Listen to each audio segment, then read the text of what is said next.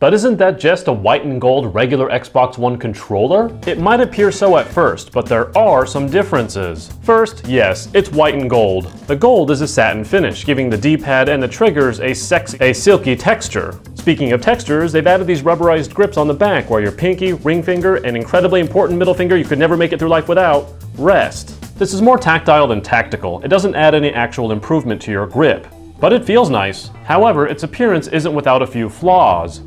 The left side seam doesn't really quite line up as well as my factory controller or its own other side. There's also visible seams on the rubber lip of the analog sticks, also something not seen on my older controller.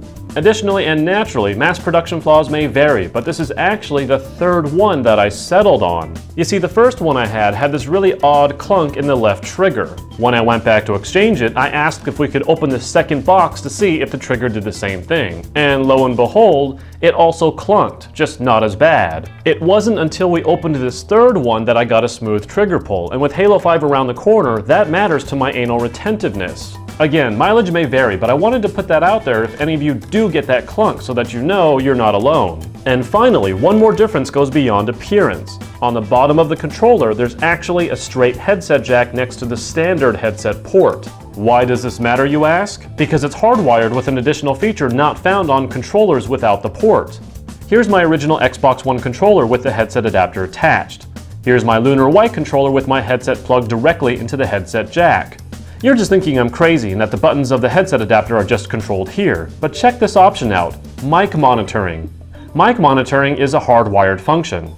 In order for there to be no delay between when you speak and when your voice is fed through the headset, there is a split of the mic signal that is internally wired back into the headset audio feed. Without this wiring, it would have to be done via software, which can result in a little bit of lag without proper dedicated audio hardware processing. And believe me, you don't want to hear your voice after your own voice.